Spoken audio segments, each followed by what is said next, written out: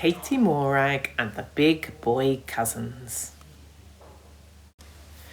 Because it was Burns night on Monday and you're having a bit of a Scottish themed week this week, I thought I would read you a Katie Morag story because Katie Morag is Scottish and is set on a Scottish island. Katie Morag is set on the Isle of Stray, and on there's the shop and the post office. The mainland is over the back, can you see over there? This is an island. There's the jetty where they sail in. There's Granny's house. There's the holiday homes, and here's the village. There's the farm, and there's the bridge. So it's quite a big island. And this story's all about Katie Morag's big cousins coming to visit, and they are a little bit naughty and they get her into some trouble. I hope you enjoy it. It was the second fortnight in July, and Katie Morag's big boy cousins had arrived from mainland to camp at Granny Islands, as they did each summer. "Oh no," sighed the islanders. "Here they come again." The big boy cousins were very wild and unruly. Katie Morag thought they were wonderful. "Why do you put up with them, Granny Island?" exclaimed Mr. and Mrs. McCall. "Well, because no one else will have them," declared Granny Island, "and I could do with some help with the chores." Granny Island loaded up the provisions into her tractor and trailer, ready for the long, bumpy journey back to her house on the other side of the bay. "Coming, Katie Morag?" smiled the biggest cousin boy, Hector. Soon the tent was pitched and the stores unloaded. "Now," called Granny Island, "there are potatoes to be dug and peats to be fetched and driftwood to be gathered. Who's doing what?" "Gee willikers," groaned Hector, Archie, Jamie, Dougal and Murdo Ian. Everyone pretended not to hear Granny Island, even Katie Morag. "Hide down by the shore," whispered Hector. "Ugh, it's boring here," moaned Archie after a while.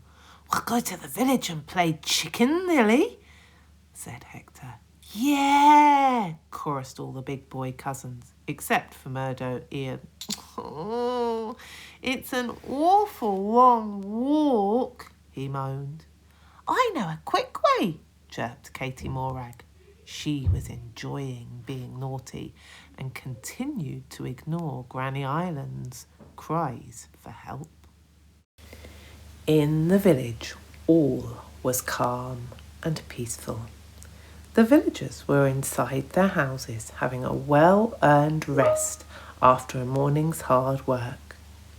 Nobody noticed Granny Island's heavily laden boat heading across the bay. Chicken Lily was a daring game. "Last one gets caught." Chicken Lily was a daring game.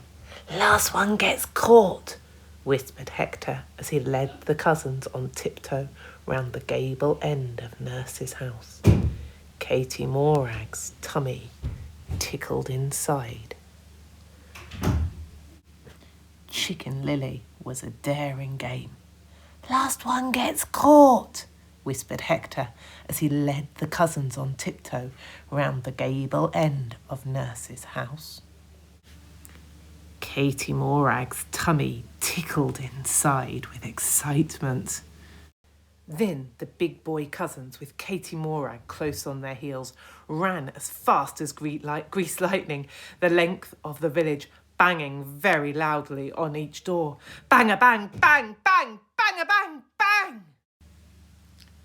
In their mad rush to get to safety of the other end of the village houses, they knocked into all sorts of things and nobody saw Granny Island racing round the head of the bay on her tractor. "And just what do you think you're up to?" Granny Island was colossal with fury.